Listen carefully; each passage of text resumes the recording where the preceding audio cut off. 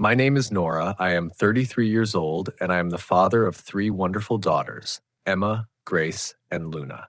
They are my whole world, and I love them more than anything. Life has not been easy for me. My mother passed away when I was young, and when our youngest daughter was just a baby, my wife left. She walked away and never came back. She never called, never sent money, never even asked about the children. Since then, I've been alone, raising my three girls without help, without family, without much to rely on. We live in a small apartment in Willow Creek. Every month I pay rent, and every month I worry. I don't have a degree or a good job. My options are limited, but I am strong, and I never give up. I work as a cleaner. I don't belong to an agency or a company. Each month, I look for homes or offices that need cleaning. I carry my own supplies, scrubbing floors, washing bathrooms, taking out trash. I often work late into the night. Some people are kind, some are rude, and some don't even pay me. Still, I keep going because I need money for food, clothes, and rent. I work when I'm tired, I work when I'm sick, and I work even when I want to cry. At night, when my daughters are asleep, I often sit beside them. I watch their peaceful faces, touch their small hands, and kiss their foreheads. I whisper, I love you. All I want is to give them the life I never had, a life filled with happiness and safety.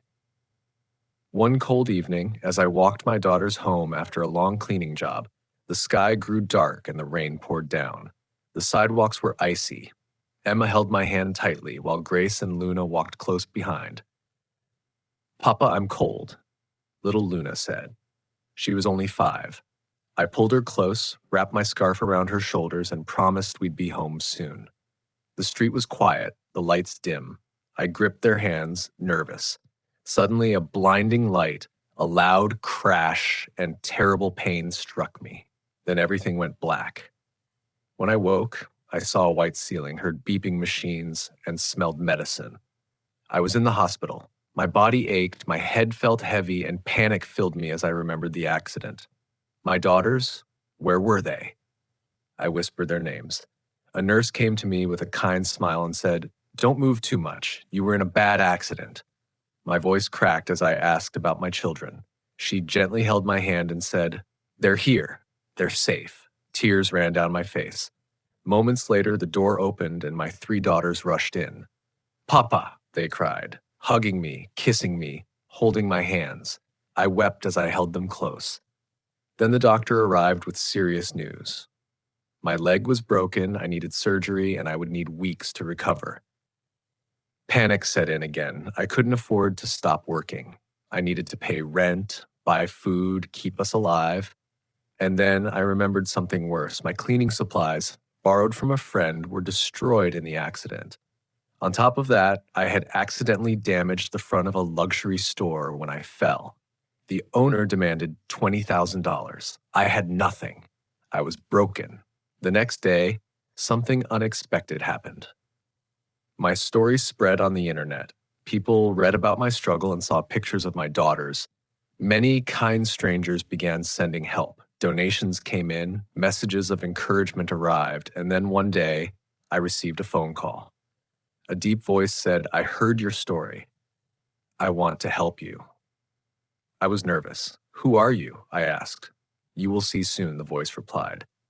2 days later, a group of people visited the hospital. They brought flowers and warm clothes for my girls. Then, a young man with kind eyes walked in. He sat beside me and smiled. "You don't know me," he said, "but I know you." I asked why he wanted to help. His answer was simple, "Because I can." I broke down in tears. A few days later, the young man and his team paid all my hospital bills. My burden was suddenly lighter. But the surprises didn't stop there. They soon took me and my daughters to a beautiful house. "This is for you," they said. I stared in disbelief. "For me?" They nodded. "You don't have to pay rent anymore. This is your home." I fell to my knees and cried as my daughters clung to me. For the first time in years, we had a real home. One day, the young man asked me, "What is your biggest dream?" I wiped my tears and told him, "I want to open a bakery." He smiled and said, "Then let's make it happen." And he did. Months later, I opened my own bakery filled with fresh bread, warm pastries, and smiling customers. I was no longer a poor cleaner.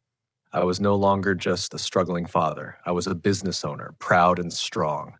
I will never forget that young man. He changed my life and showed me that there are still kind people in the world, that miracles can happen when you least expect them. I started with nothing, and now I have everything: a home, a business, and most importantly, a happy family. Thank you for listening to my story. I hope it touched your heart. No matter how hard life gets, remember, kindness and hope can change everything. Stay strong, believe in good people, and never lose faith in a brighter tomorrow.